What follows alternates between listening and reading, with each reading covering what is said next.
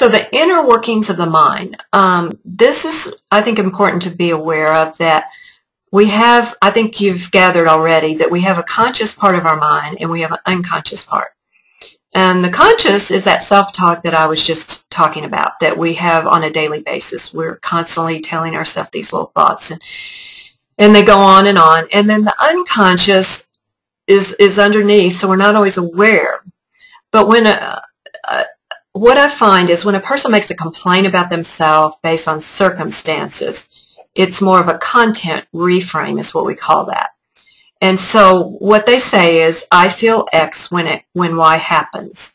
I feel frustrated when my business dips, and I feel like I have to work harder to bring in enough.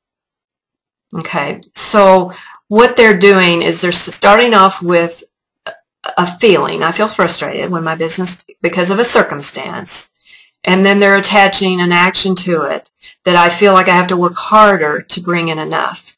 Now, there is a philosophy that says not working harder, but working smarter.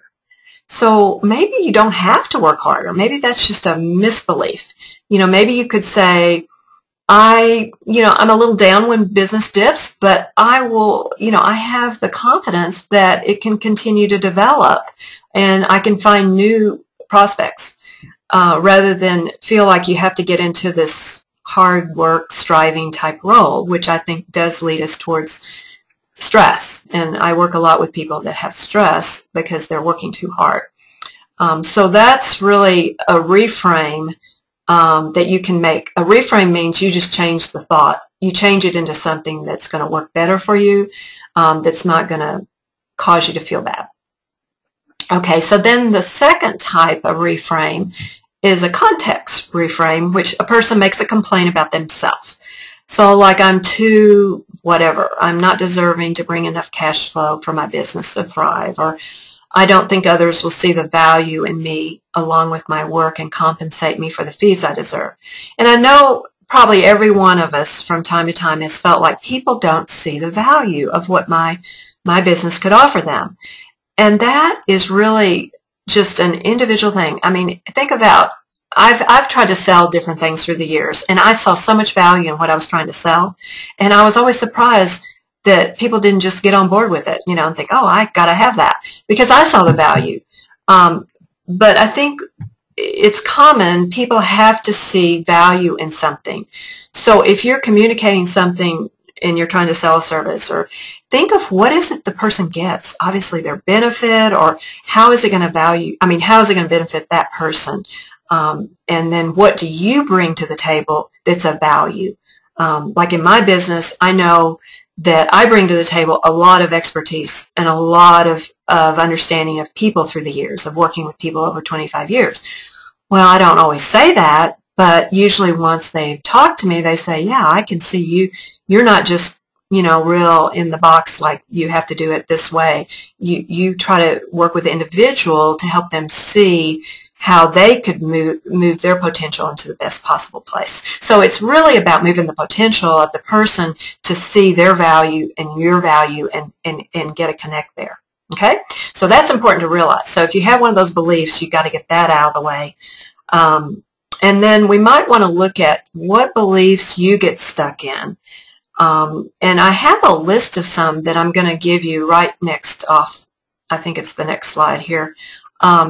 That really gives you an idea of some of the types of ones that I've heard of. Most of these are directed towards money, but you can put something else in if money's not your big hot button. But most people do have some kind of beliefs around money.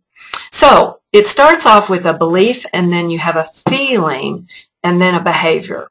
Now, most psychologists believe that if you change your beliefs, it changes your behavior. And I would agree to that if you can get to what those beliefs are, and sometimes that is the hard part of this, is that it is subconscious. So what I have people do is work on a sentence stem, and they write it out, and they say, okay, I believe money doesn't flow well because, and they have to come up with about 8 reasons why they don't believe money comes. And if you do this on a regular basis, you'd be surprised at what it pulls out of you. In fact, a psychologist pulled this together because he found that if he did a sentence stem with his clients, that they would get to the root of what it was faster, and he wouldn't spend all those, months and years trying to figure it out with them. So that would be one way you could figure out what some of your beliefs are. These are different ones that I've seen. If I make more money, more will be expected of me. If I make more money, I won't be able to maintain it. Well, that's a big one because, gosh, if you get more business, that means you more work, doesn't it? But sometimes that's not the hard part to solve. The hard part is getting it, because you can always get other people to come alongside and help you. Or it's selfish to want more money. No, I think that one's really selfish. But I need to work hard and never take off time. If I make more money, men or spouse will be intimidated by me. I have women tell me that men are intimidated because they're making money. And I just think that is so bogus, because if the right man comes along, he's not going to worry about you making money. In fact, he's going to probably appreciate it. So these are the common ones. So take some time after the call, because I'm aware we're probably not going to have time for much discussion here, but if you would just take some time for yourself, and let me go to the next slide, because I talk about behaviors that do raise your vibration, and they have to do with discovering all the things you love about your business and do more of those. Now, see, this is more raising your vibration through behavior, not just your beliefs. So you can go at the reverse, like, how can I do things that are really going to energize me? How can I complete tasks that give me more energy first, like I said earlier? Delegate things. I mean, if you have people you can delegate to, that's important, because some people try to do everything themselves and they just end up, really frustrated because they can't give up control. And that's where I work with people when they're having difficulty with control. Okay, ways to manage a mindset. Let go of all or nothing thinking. There's never enough business to be made. Find ways to turn that inner critic inside by anchoring in an affirmative belief. Come up with something that says, I am successful. I can do it. I am earning more income for the new year. And come up with a goal, what you want. I think I have that on the next slide, but ask yourself empowering questions. What if, or how can? All of those questions will lead you to the right type of answers that your brain can solve, not why questions, like, why is this always happening to me?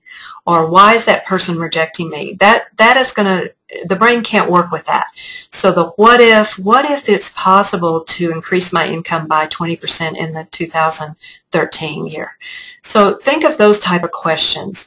Envision yourself with business coming through your doors. I mean, so many of us don't even realize that athletes have worked for years on this to really envision success and to see it in their mind, and then it happens because they've actually conceived that. And the mind doesn't know the difference whether it's happened or not. So if you envision it rather, it could be powerful.